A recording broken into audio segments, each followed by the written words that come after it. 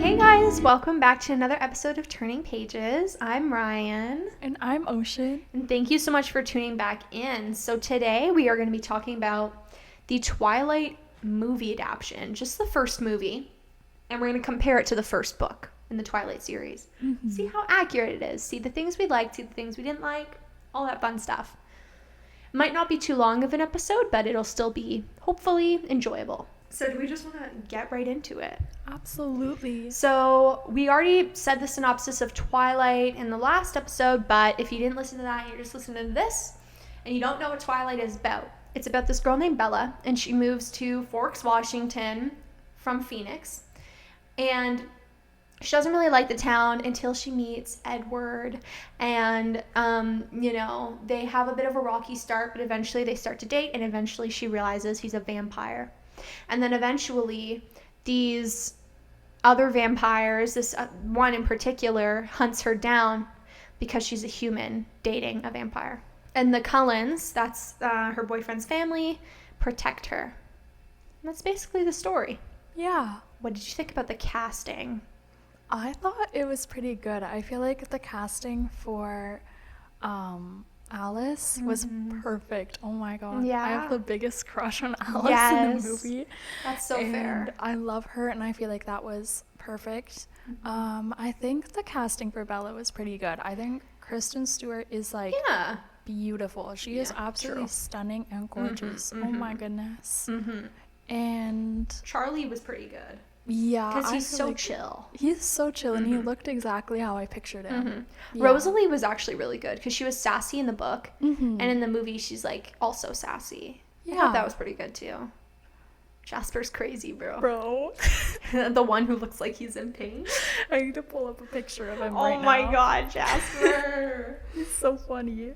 But honestly, yeah, I think the casting wasn't too bad. But I think nobody really knew what to do with their role 100%. Yeah, I feel like the acting was a little crazy. Yeah, I feel like there was a bit of a disconnect. In the nicest way. I mean, yeah, but the acting is definitely not the best in the first movie. It gets better as it goes along. Like the last movie, I remember it being really good acting, but today we're talking about the first one.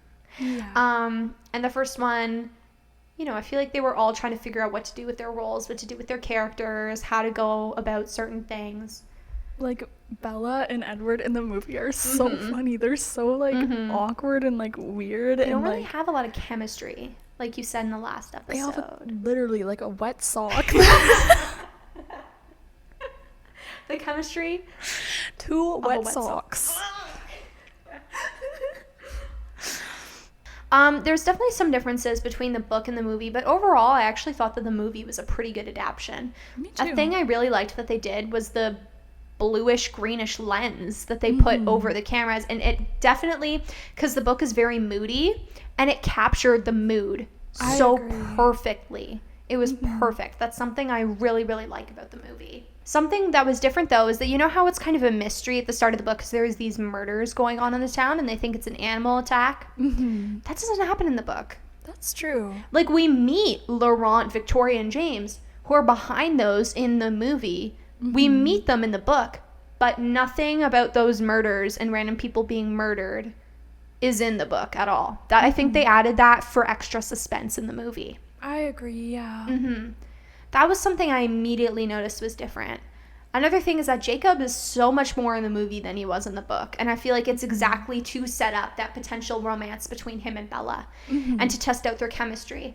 Because in the book, he's in there 3 times. In the movie, he's in there a lot more than 3 times. Bella, where the hell have you been, Loca? Yeah. I feel like... But yeah, Billy doesn't warn Bella as much in the movie. He gets Jacob to warn her at the very end. But, there's not that moment that I can remember in the house where she's like, it's none of your business. That doesn't happen. And, yeah, I feel like Bella is a little bit more outspoken and she's a little more, sassy than in the movie. Yeah. I feel like. In the book, she has more of a personality. Yeah, the movie, I love Kristen Stewart and I think she's a really good actor in, other things that she's been in. But, in Twilight, maybe it was just the script or something, but she had zero personality. She didn't have a personality, and that was, she didn't have a personality at all. And one of the things I liked about Bella is that she did kind of have a bit of a sense of humor in the book. Like, at the very start of the book, she makes a joke with a guy who's giving her a tour of the school, but she doesn't do that in the movie. No. And I thought she had a little bit more chemistry with Edward in the book. Edward, even though like they're obviously horrible and toxic, I feel like they had a lot more like banter and like interesting conversations. Yeah. Whereas in the movie, it's like, what do you guys see in each other? I know. Weirdos. It's like there's literally no chemistry there. One of my favorite scenes is whenever she walks into the classroom for the first time and Edward smells her and he covers his face with his hand and he looks like he's just smelt the most horrible diarrhea ever. That is my favorite moment in that entire movie. And another favorite moment is whenever Bella and Jacob are talking and they're meeting and they're at the truck. She has this new truck. And her dad, Charlie, and Billy are fake fighting in the background. That's another one of my favorite moments. They didn't have Jump On Spider Monkey in the book. No, they didn't. Oh, you better hold on tight, Spider Monkey. Oh, I forgot it. It's so funny. It's so funny. It's so good. You're like my own killer, Bella. That was in the book though, really? Right? Was it Skin of a Killer? I don't think so. Oh, damn. No, it was everything else about that line. It was like everything about me draws you in, my face, my smell, and you're like my own personal brand of heroin. That's also in the book. This is the Skin of a Killer Bella, one of the most iconic scenes. Literally. He sparkles like shining bright like a diamond. Another moment I love, I'm just gonna move on. Another moment I love in the movie is whenever she's like, hey, did you get contacts? And he's like, no, why? It's she's the like, fluorescence. yes, it's the fluorescence. Edward's consistent though from the book to the movie. I want to eat you. I want to kill you. Your blood smells amazing. This is the Skin of a Killer. Stay away from me. I'm dangerous. I know. Oh my God, that's so hot. I know.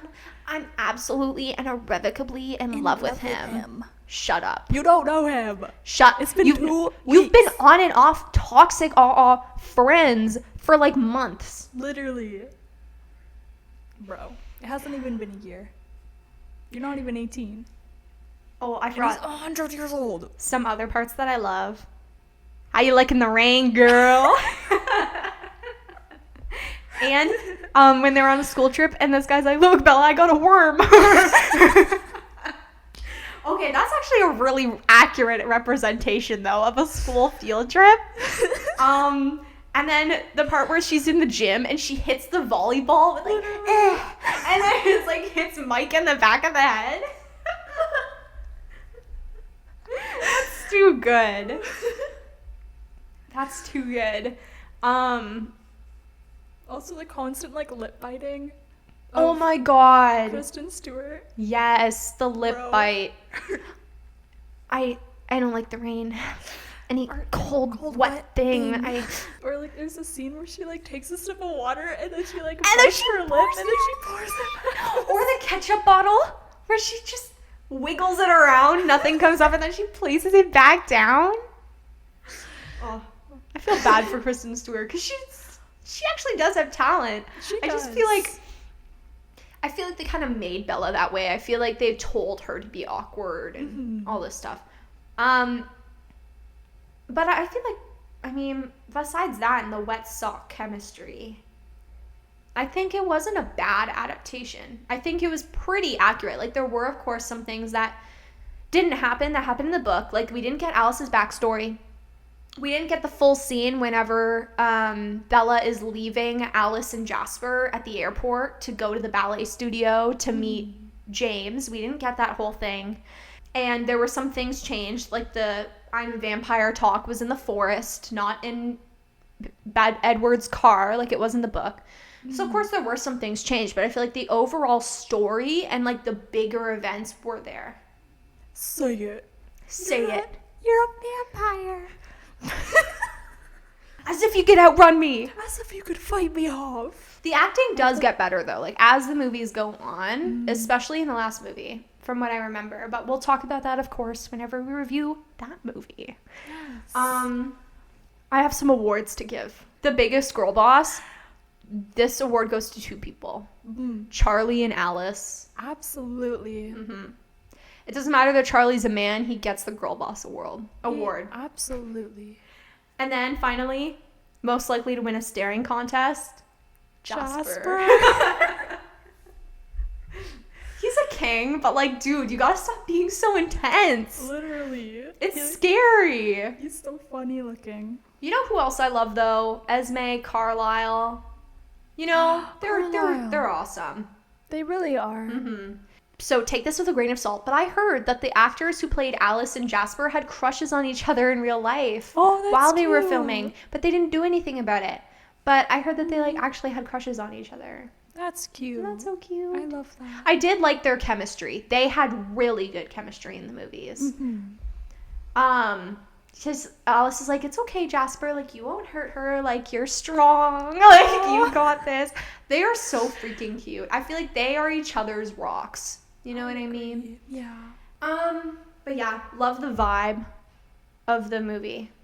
I love the color. Yes, the soundtrack is so good. Supermassive black hole during the baseball scene. Yes. That is my favorite. Same. Oh my gosh. And the soundtrack is good throughout all the movies. Like, in the second movie, Rosalind is playing. The movie is really moody. Like, I love the vibe. And the soundtrack, like we were talking about, like, so good. Yes. Absolutely. All the songs are so good. Like, Bella's Lullaby, that do-do-do-do-do-do-do-do-do-do-do-do-do. And also, I really liked in the book being able to like see Bella's inner dialogue. Me too. It added a lot more like personality, even though even in the book like she doesn't really have the strongest personality, and she's not the best character. Yeah. But it's a bit nice. It's a bit better to like see her inner dialogue. Yeah. In the book. Yeah. Yeah. And it adds like so much more to why she's making these decisions, because there isn't a lot of reasoning behind it, but you can understand like her infatuation with Edward more. Yeah. You know? And in the movie, I feel like it's just without that, there's not really much chemistry between the two characters. Well, thank you guys so much for listening to this podcast episode. We really hope that you enjoyed. If you liked it, please on YouTube, like and subscribe if you're listening there. Or if you're on Spotify, leave us a rating and a follow. But yeah. And next episode, we are going to be, this is a lot of fun, ranking our reads from last year. We hope you have an amazing rest of your day. And yeah, bye guys. Bye.